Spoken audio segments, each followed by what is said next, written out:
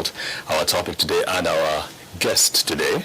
If you remember, a lot of the things we talk about, the whole idea behind these presentations, these talks, is we want to educate you, the average Nigerian, on the things that pertain to your health, how to take control of it, how to take charge of it. And there are four main areas we look at. One is how your body works.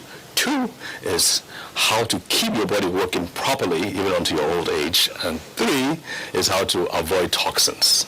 But number four, you can do everything, you can do all of these perfectly. If you don't, or if you neglect the other part, which is the part the medical professionals have to play in your life, and of course, the government, what the government has to do, you may fail health-wise because they have their part to play, and of course, you have your part to play. Today, we're going to be talking about NAFDAC and your health. And I have with me no other than the DG, the head of NAFDAC, Professor Mojisola Adeyeye. Good afternoon, ma. Thank you. It's nice to be here. We are so honored to make that you were able to make the time, and I know that you have to rush off after this presentation. Yes.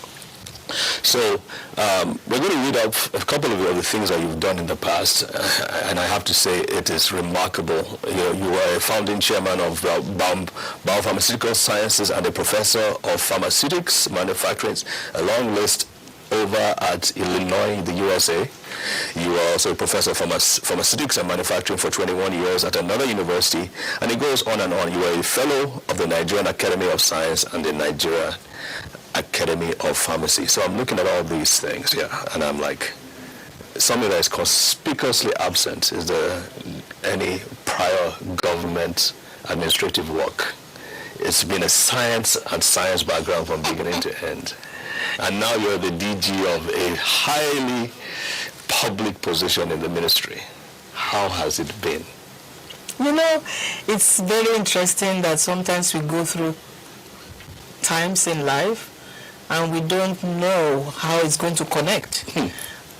Because when I started my tenure as an assistant professor about 30 years ago, I was in a university that got bankrupt before I came, and the equivalent of the VC to that university was also joining the university at that time.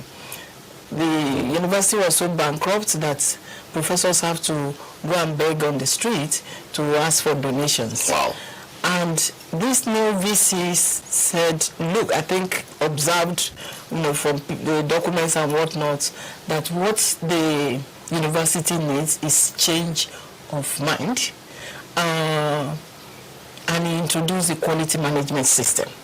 This is the VC? The VC. Okay. And what he told us is that he wants our brains washed from the way we used to do things. Or, I just joined, but the way all of us do things. And that by the time he leaves the university, it will take a rocket science to bankrupt it. Wow. I was going through this, of course, as a new hire. With others, we went through maybe for 1.5 years. Of brainwashing. Of brainwashing. Or washing the brain. Or washing the brain. About maybe every other week, seminars, everybody gather in the student union building. That you have to think of the end user. For university is the student. How is my attitude to work affecting the student? How is my attitude to work affecting learning? So I brought the same thing to NAFDAC, not knowing that 30 years later I was going to use it. Wow. You see, if we don't know who we are serving, then we will not care. Right. And I remember my speech in Lagos. I said, I'm going to introduce quality management system. Quality management system focuses on the end user. In this case, the man on the street. Right. The patient. Right. But it is a mind-turning, brainwashing in terms of attitude to work. And we started, of course, we got some support because it cost money to do the training. But this was company-wide training? Yes, it's agency-wide. Excuse me. Agency-wide training. Yes. We are 2,300 staff. So we started with the quality managers that were trained to be quality managers before I came. They wanted to do it piecemeal before, meaning registration we do theirs, lab we do theirs. But when I came, I said it is agency-wide training that we need, because I knew what happened at the university where I spent 21 years. Right. So the quality managers and the directors will start the training, then they will cascade it down in Lagos and Abuja to other staff. And then the quality managers went to these zones, the 6 geopolitical zones, right, where the state coordinators and the zonal directors will come together to be trained, and then the state coordinators will take it to the states. Wow. So it was cascading. Wow. So we changed, we added to our motto, customer-focused, agency-minded. Interesting. What am I doing to affect the person on the street negatively in NAFDAC? That's what I was posing to all of us, or what we were being trained to think about. Things have changed. You mentioned that I don't have administrative. I have 3 children. I'm married for about 40-something years. Managed my family finances. But I was also brought up to cut your coat according to your cloth, not according to your size. According to what you have. According to what you have. My grandmother, once we get out of school, it's either I go to the farm to meet my other siblings, or my dad and my mom, or go to my grandmother's house to sell. Sold kerosene, sold salt, sold pepper. Right from the beginning, I was taught to know the value of money. And we weren't that rich. So I knew that money that I don't have, I don't spend. So it's just what I inherited, and my own background helped me a lot. So this is interesting. These are things that were inculcated to you, knowingly or unknowingly. It seems almost like you were prepared for the last 50 plus years for a job such as this. And that is fascinating. And I was watching one of your interviews and one of your presentations in which you were able to turn around a huge deficit in the agency within a year or so. How much are we talking about? we might have to jump to the next segment, but just give us a quick idea. I meant a 3.2 billion naira debt. 3.2 billion naira. Exactly. And I found what is the source, why were we in debt, and then we turned it around. We paid 3.01 by the end of November, which is almost a year. We paid it out. That is amazing. I hope we can talk a little bit more about that, but we have to take a short break now, and then don't go away, folks. We will be right back.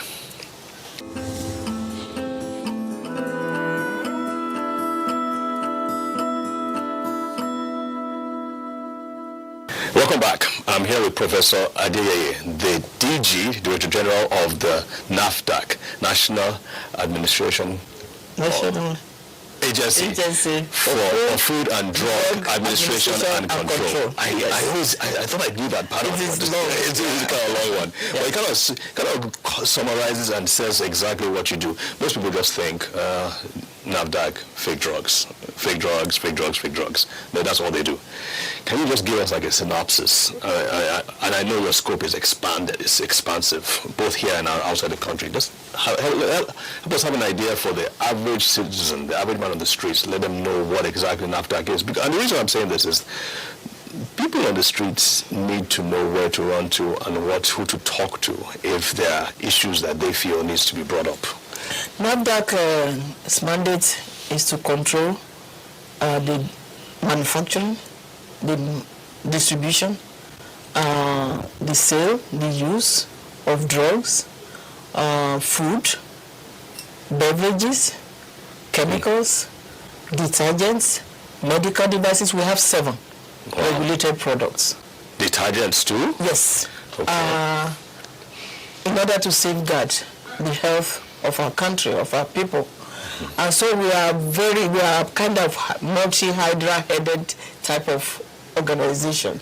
Of course, our main regulated products are drugs and food. We want to be sure that the food that we eat are also. So that is part of what we control on a daily basis. For example, take bread. If there's bromate in bread, it can cause damage. It can cause liver damage. That's a chemical. That's a chemical. Do they typically put it in bread though? It used to be in bread, but they banned it. Good. But there's still few people that use bromate in bread. And that can cause liver damage, you Yes. It can cause a lot of health problems. So we have to make sure that the bread on the streets, we sample them. Right now we are doing a study in Abuja. We are doing one in Lagos. Just random sampling of bread in the market and testing it for bromate. That is just typical food. We are big in laboratory. We cannot do anything without testing. Right. So we have to have sophisticated equipment. So we have the Laboratory Services Directorate. When we suspect that a drug is being faked or a manufacturing site is not registered, we have enforcement. And our enforcement is made up of lawyers and police and regulators, of course, pharmacists and Right. so we go after such people and we take our cases to court. Okay. So we have to prosecute in some cases. We have the Drug Evaluation Department, Directorate, where we do inspection, and sometimes we do sting inspection. On the spot, without any warnings. No? Exactly. When we had the codeine issue, we did sting, undercover monitoring and inspection, and that led to closure of the 3 companies, of course for a week, but that sends a signal. We have, of course, registration. We just try to register a product and whatnot.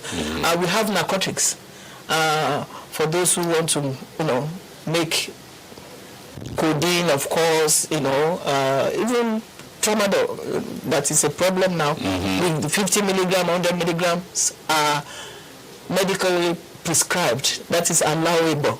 It is when people now start using 200 milligram that can destroy the brain and whatnot. That's where the problem is.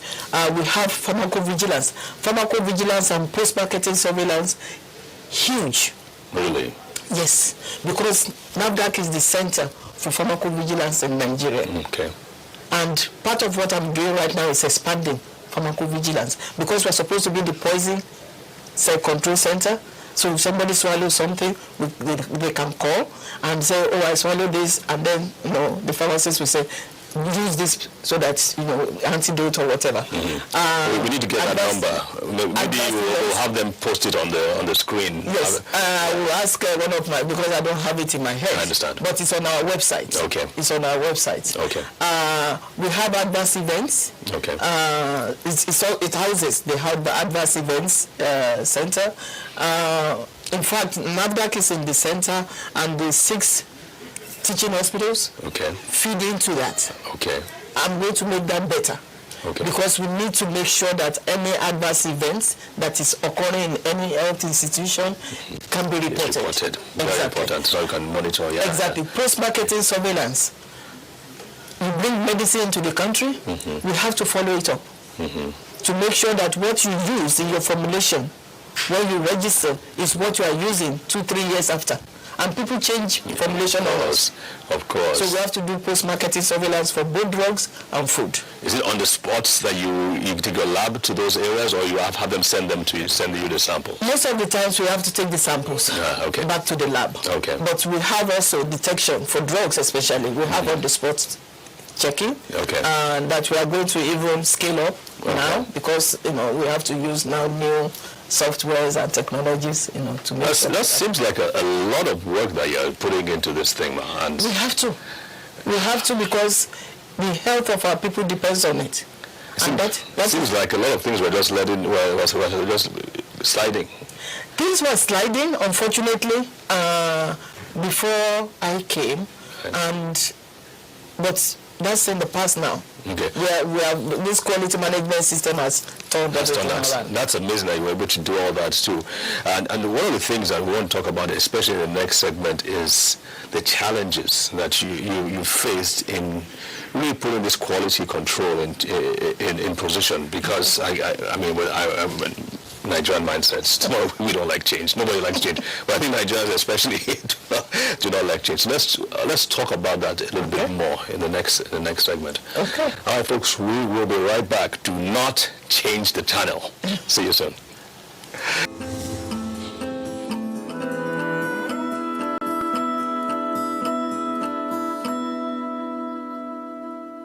Okay, welcome back. We are continuing our discussion on NAFDAC and your health. We have the DG, Professor Mojisola Adeyeye, with us talking about NAFDAC.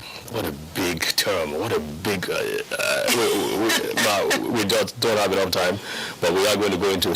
Hopefully, we're going to have you come back over and over and over again. Thank you. Okay. You're here putting quality control in place. You're here training the people, ensuring that everybody does what is right. That can't be easy within our environment. No. It's not at all. It's not, it wasn't. I have fantastic staff, directors.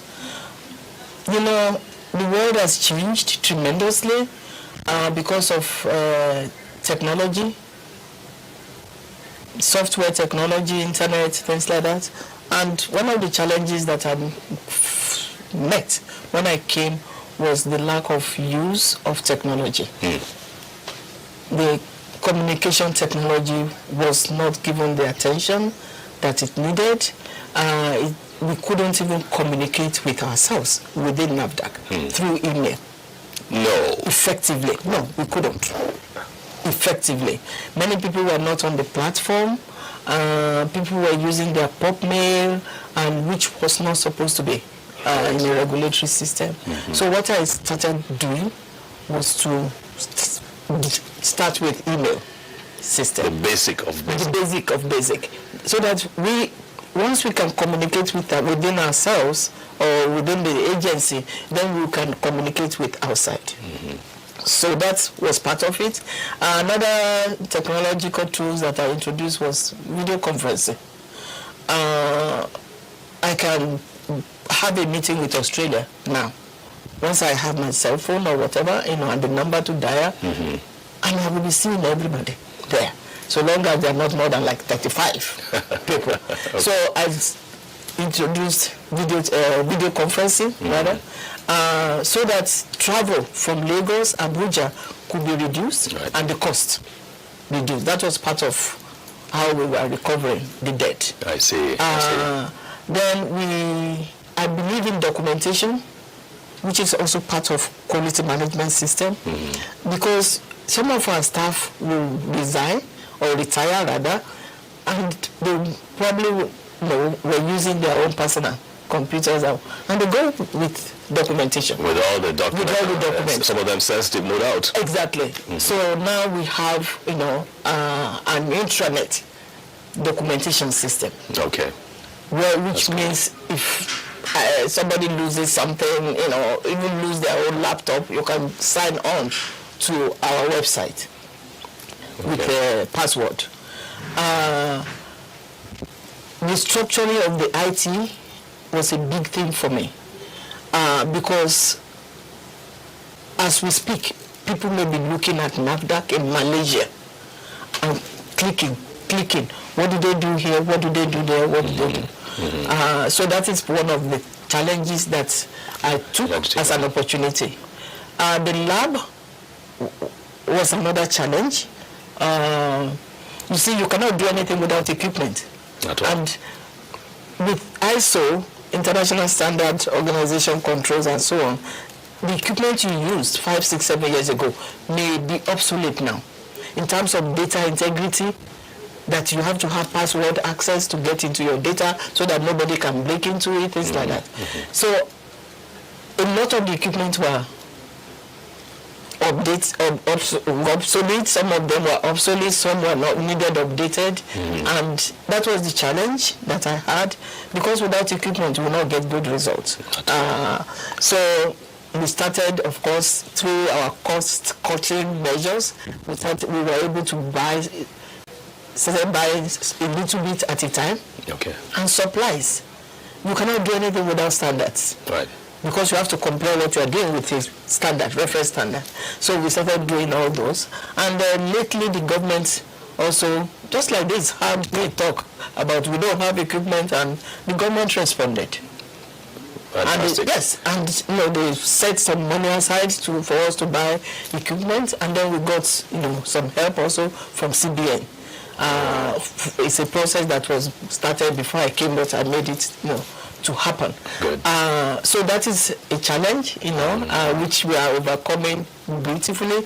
I mentioned the attitude to work challenge, which is kind of cultural in a way, and the quality management system has changed. That we have not arrived by all means, because it's a culture, Right.